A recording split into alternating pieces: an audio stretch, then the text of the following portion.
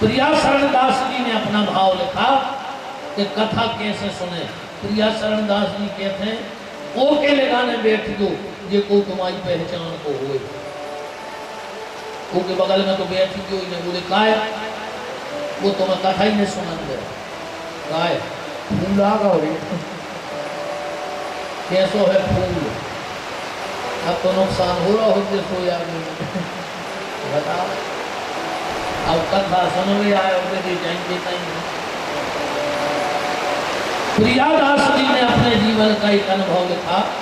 वो वृंदावन गए कथा सुनने और जब कथा सुन भी गए तो सबसे पीछे बैठ गए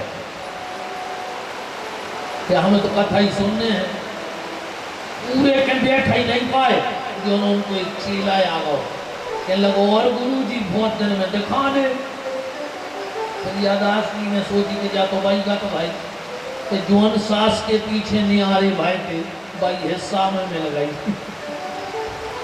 प्रियादास जी आगे को खिसके आगे को सर के अब बोले हाँ भैया कनंद कर गए थे और आगे सड़क के आए तो वो भी खिसके आओ पीछे पीछे के लगो गुरु जी एक आधे में घर पधारो। प्रियादास जी ने सोची अच्छी भाव आई बनी वो और सड़क गए के लगे हाँ वहाँ हैं तो वो भी खिसके आओ के लगो और गुरु जी घरे सब ठीक हैं। प्रियादास जी बोले हमारे घर के सब मर गए यार तुम हल्ला नहीं करो वो बचो ही नहीं भाई कथा ही नहीं सुन दे रहे। इसलिए सावधान बिल्कुल सावधानी में भगवान की कथा सुननी चाहिए।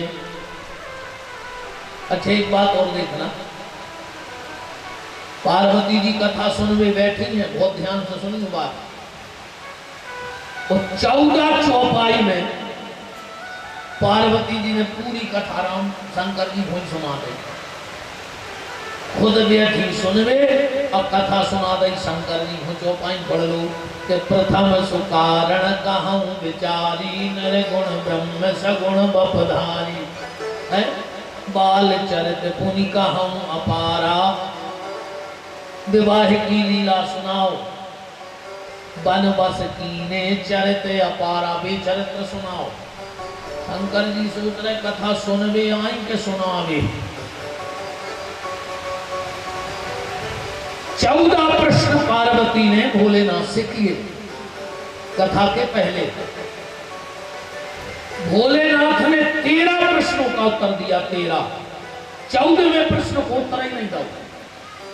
अच्छा हो सका तो बक्ता बक्ता कहा नहीं गए खबर भाई भाव में कहूं के कहूं चले गए तो पार्वती को तो पूछ लेने थी बाद में कि हमने तुमसे क्या बात पूछी थी बकाए नहीं बताई। शंकर जी से पूछी कि तुमने उनको वो उत्तर काय नहीं दो। शंकर जी बोले वो प्रश्न ही गलत था तो हम उत्तर का दे रहे। पार्वती जी से पूछी कि तुम पूछ लेती। पार्वती बोली जब हमने पूरी कथा सुन ली तो हमें भी लगो कि जब बात तो हमें गलत पूछ ली थी सुद्धा बगाई सुद्धा भी है। कौन सा प्रश्न था वो जिसका उत्तर शिव जी ने दिया नहीं और पार्वती जी ने पूछा नहीं। आइए जरा दोहा पढ़ लीजिए।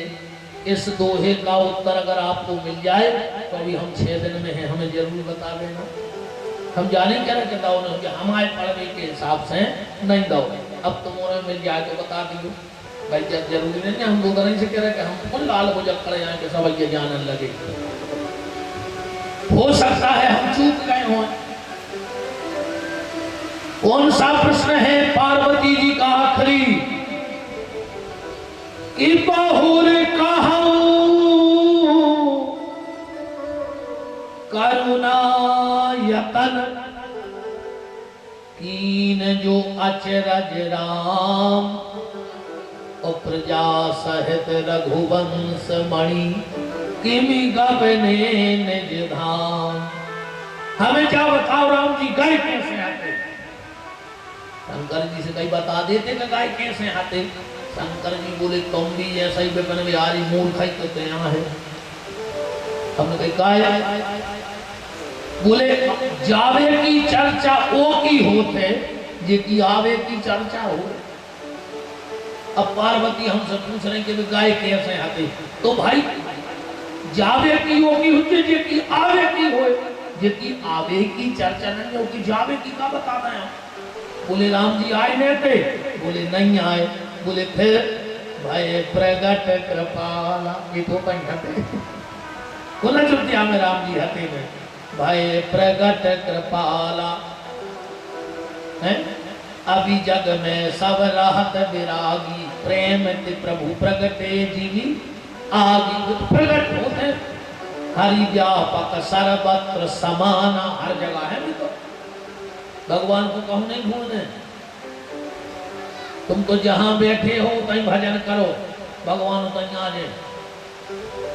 न तुम ढूंढ पे हो भगवान को कहां जाओ, अन्य आज तक को भगवान को ढूंढ पाओ।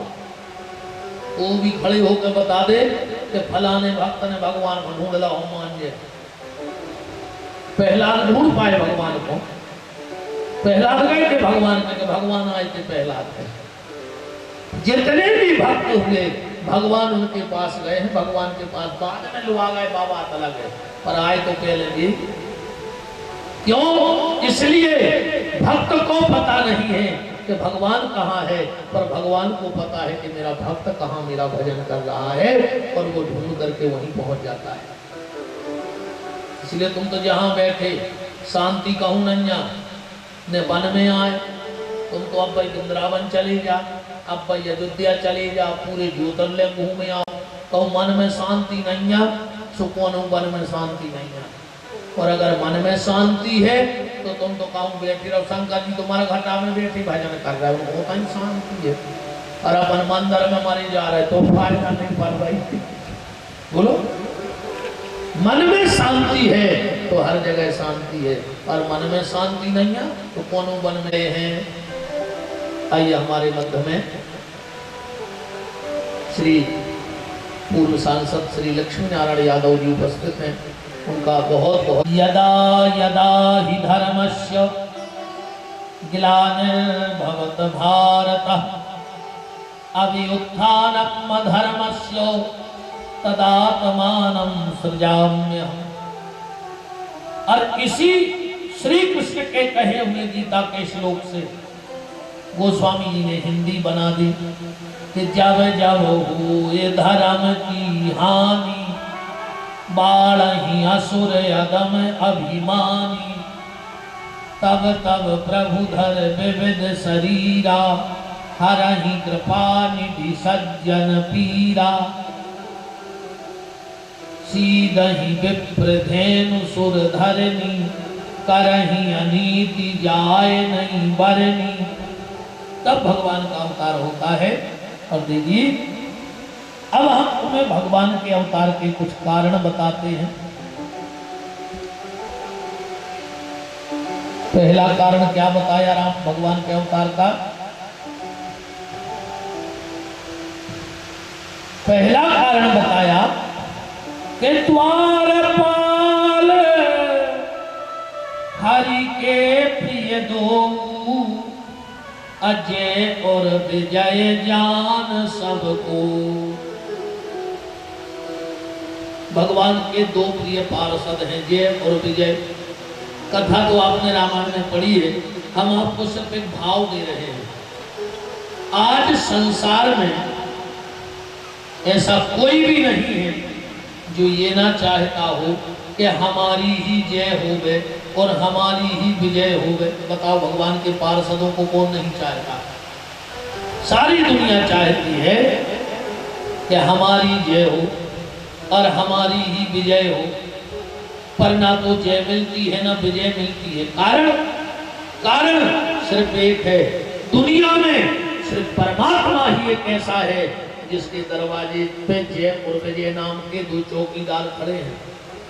अगर नित्य भगवान के मंदिर जाओगे तो तुम्हारी जय और विजय से पहचान हो जाएगी।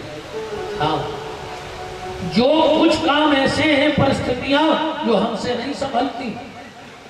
जब अर्जुन मछली भेजने के लिए चलने लगे तो भगवान ने कहा अर्जुन एक काम करना। बोले क्या? बोले अपने हाथों को थोड़ा कड़क रखना, धनुष को खिंचा हुआ रखना, थोड़ा पांव संभाल के खड़े होना जब मछली भेजने लगो। अर्जुन बोले कि हम अपने पांव संभाल हैं, हम ही धनुष कड़ा कर रहे हैं, हम ही लक्ष्य बने हैं, तो तुम का करो, तुम काय को हमारे संगे चल रहे। क्या सुंदर बात कृष्ण कहते हैं, अर्जुन पांव तू संभाल सकता है, धनुष को कड़ा तू कर सकता है, लक्ष्य पे दृष्टि तू रख सकता है, पर जो पानी में मछली हिल रही है उस पानी को स्थिर मैं कर सकता हूं, जो तू नहीं कर सकता। मतलब आदमी कुछ नहीं कर सकता, भगवान ही सब कुछ कर सकता है। भाई पानी हिल रहा वो तो अपने बस में नहीं है कि अपन रोक सके वो पानी को, वो परमात्मा ही कर सकता है। और जब तक हम अपने आप पे, जब तक हम अपने आप को सर्वोपरि समझेंगे, परमात्मा की सत्ता को स्वीकार नहीं करेंगे। मुझे वो बात याद आती है, बहुत ध्यान से सुनना। एक दिन उद्धव जी ने श्री कृष्ण से कहा कि प्रभु एक बात बताओ। बोले क्या? बोले मित्रता का मतलब क्या है? मुझे आज मित्रता की व्याख्या सुनाओ। भगवान श्री कृष्ण बोले उद्धव तुझे मित्रता की परिभाषा सुनी है? बोले हाँ। तो बोले मित्रता की परिभाषा है हर हाल में मित्र का साथ देना, हर हाल में, सुख में भी और दुख में भी, हर हाल में साथ देना। पर आजकल की मित्रता तो बड़ी विचित्र हो गई। हाँ, आजकल की मित्रता रह गई दारू पीने का। हाँ, कहते तुम्हें हमारी दोस्ती की कसम है कि एक पेट तो ले नहीं पा रहे। कहते हैं तुम्हें हमारी दोस्ती की कसम चढ़ी एक पेट ने पियो तो हम हमारो मुंह देखो। हम जैसे ने भाई हम लाभ भर देते गरीब तो भाई ने पट देते समझ क्या बोली बताओ। मित्र वो नहीं जो कसम देके तुम्हें शराब पिलाए, मित्र तो वो है जो कसम देके तुम्हारी शराब छुड़ा देवे। तो समझना वो तुम्हारा मित्र है, ये तुम्हारे मित्र नहीं है। और जो दो जगह तुम्हें बिठाने लगे समझ लेना यही की आंखों में खटके हो, एक जुआ के फड़ पे और एक कलारी के दरवाजे पर। समझ जाइयो कि एक हो खटके तुम जो नहीं तुम्हें देखो चाहे रहो तो गाँव में खाओ पियो तुम कनक आनंद से।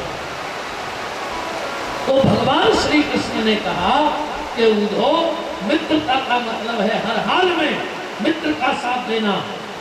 उद्धव जी बोले पक्का बोले ना? बोले बिल्कुल। बोले फिर जब पांडवों ने जुआ खेला वो तो तुम्हारे मित्र थे, तो तुमने उनका साथ क्यों नहीं दिया? क्या सुंदर जवाब है। बोले उन्होंने चाहा ही नहीं कि हम साथ दें। बोले क्यों? बोले देखो जब युधिष्ठिर में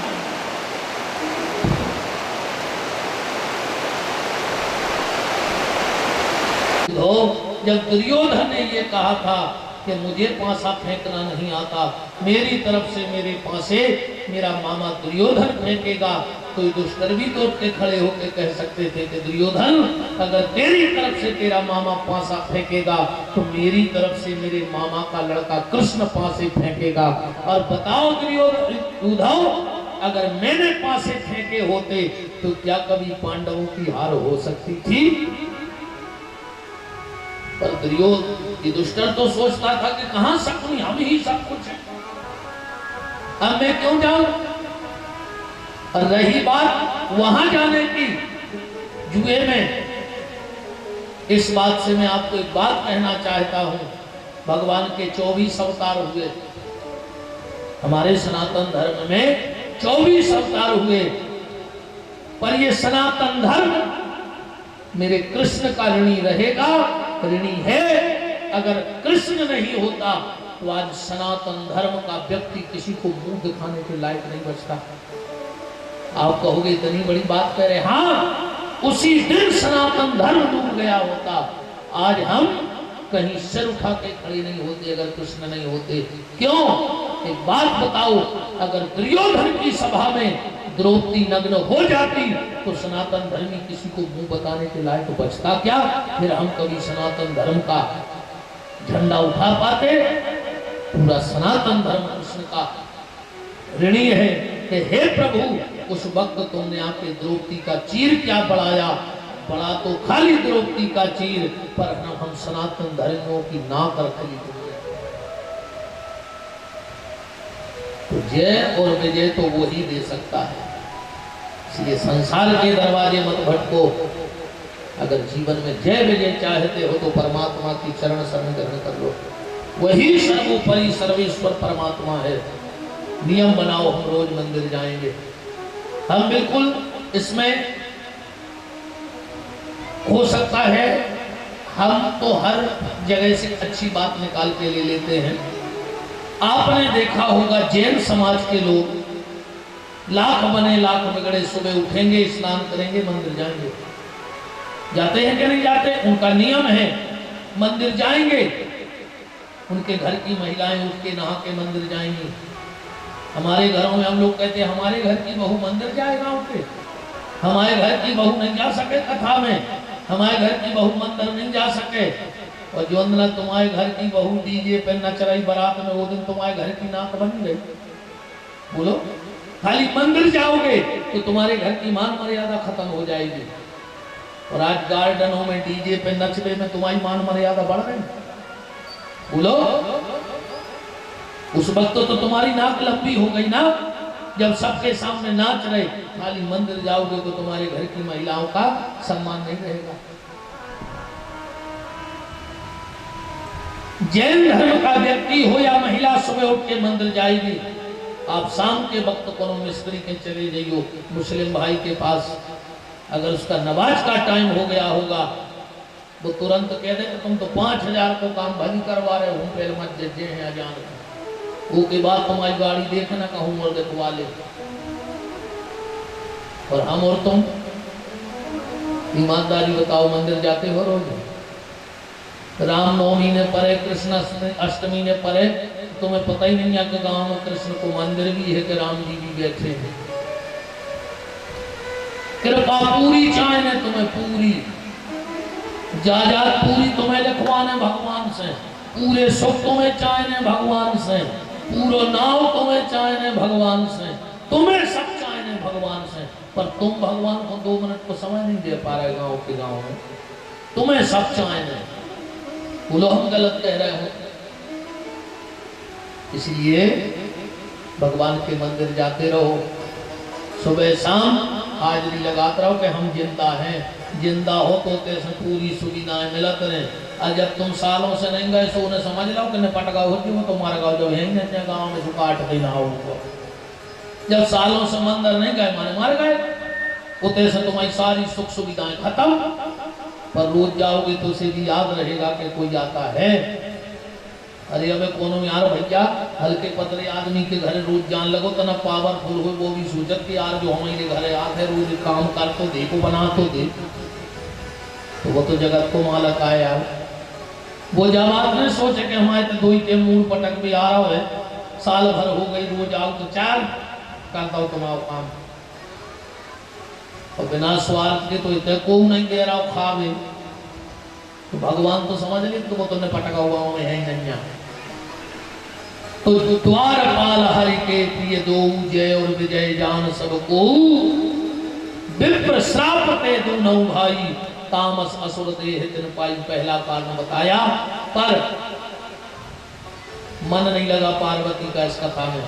शंकर जी ने सोची कि जब श्रोता को मन न लगे तो कथा पलट दो चाहिए। तो 2 ही चौपाई में जब कथा गाई और दूसरी कथा जोड़ दी। एक समय सुर देख दुखारे, समर जलंधर सन सब हारे।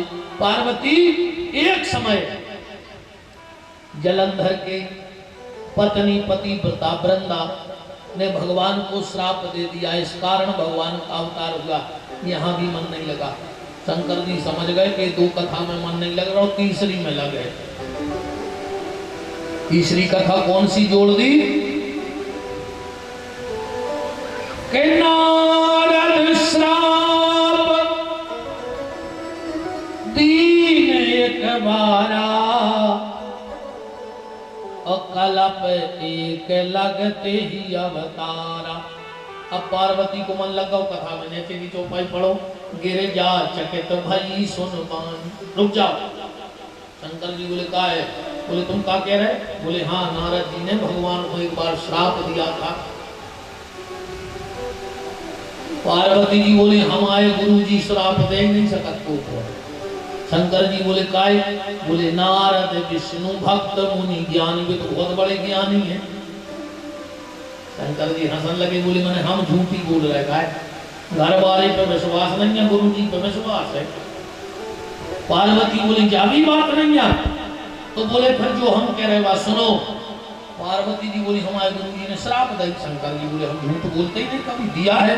पार्वती बोली तो सुनो, फिर एक बात हो गई थी। बोली का कारण कवन श्राप मुनि दीना, और का अपराध रमापति कीना। तुम्हारे भगवान ने गलती करी होते, बारे पार्वती की गुरु भक्ति। कारण कवन श्राप मुनि दीना, और का अपराध रमापति कीना। हमारे गुरु जी श्राप दे ही नहीं सकते। इतने हंसे शंकर जी। क्या लिखा है नीचे के दोहे में? बोले बेहस। बेहस माने बहुत ज्यादा हंसे। बोले बेहस महेश तब। पार्वती जी बोली कथा सुनाओ, तुम हंस भी लग गए। शंकर जी बोले अब्बा तुमने बात ही ऐसी कर दी कि हंसिया है। बोले हमने ऐसी क्या बात कर दी? बोले तुमने जा कह दी कि हमारे गुरु जी बहुत बड़े ज्ञानी हैं। पार्वती बोली नहीं यार। शंकर जी बोले तो साथ की सुनो। बोले बेहस महेश तब के ज्ञानी मूल न को। पार्वती ने तो ये दुनिया में कौन ज्ञानी आए, अन्य ये दुनिया में कौन मूर्ख आए। अच्छा दुनिया में सबसे बड़ो मूर्ख को आए, दुनिया को सबसे बड़ो मूर्ख को आए। किसको कहोगे दुनिया का सबसे बड़ा मूर्ख? वो दुनिया का सबसे बड़ा मूर्ख है जो अपने आप को सबसे बड़ो ज्ञानी समझ बैठो हो। हाँ, वो दुनिया को सबसे बड़ो मूर्ख है जो अपने आप को सबसे बड़ो। अच्छा आदमी मानत भी नहीं है जाबाज। अब वो उसे कह दे कि तुमसे ज्यादा उनके पैसा है, आदमी मान दिया भैया भगवान ने देखो ये तो दाओ मान लो। अब वो उसे कह दे कि तुमसे ज्यादा सुंदर लगा, आदमी क्या भैया भगवान ने देखो ये सो बनाओ। और तुम जा कह दे कि फलाने भज्जा तुमसे ज्यादा ज्ञानी है, आदमी के तो तुम हमें अभी ठीक से नहीं जाना था।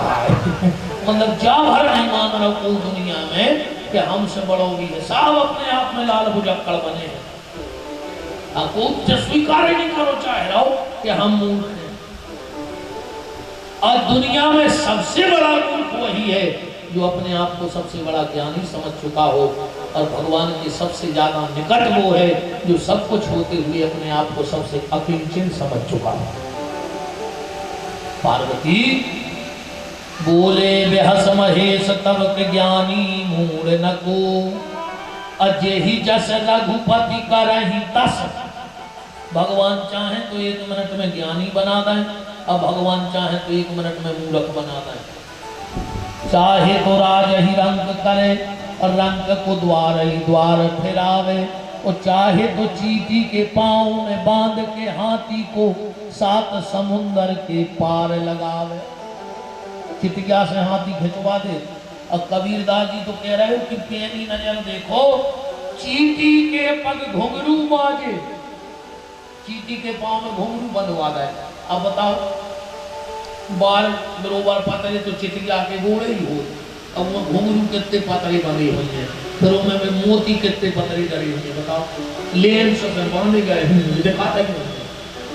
फिर भी कबीरदास जी कहते हैं कि चींटी के पग घुंघरू बांधे फिर भी साहब सुनता है। उनकी आवाज भी परमात्मा सुन लेता है। इसलिए बिल्कुल इस भ्रम में मत रहो कि हम ज्ञानी हैं कि मूर्ख हैं। भगवान 1 मिनट में चाहे तो झिल्ली बनवा दे झगड़ानिया में हमसे। तो ये किसके रूप झीलो होगा तो हम एक कब जाने वचन में बाहर तो अकेले हम ही जीन देते। इसलिए बिल्कुल इस अभिमान में न रहो। अच्छा जब पतंग उड़त है तो पतंग को लगा थे कि हम उड़े जा रहे, पतंग उड़ा थे कब हम जैसे को धागा पकड़े हैं, वो जितनी ढील ढील जा रहा सुबह पतंग चढ़त जा रही। अब वो जब चाहे जब माँ जाने से पकड़ के धूला में मिल गए हैं।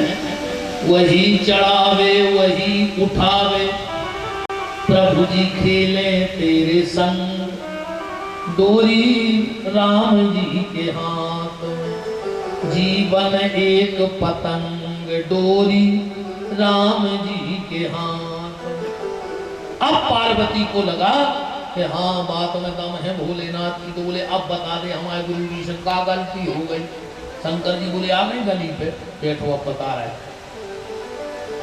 हिमगिरी गुहा एक अति पावन, बह समीप सुर सरी सुहावन, तो सुमृत हरि श्राप गति बांधी, सहज विमल मन लगी समाधि। नारद जी चले जा रहे थे, नारद जी को लगा के बैठ के भजन करें,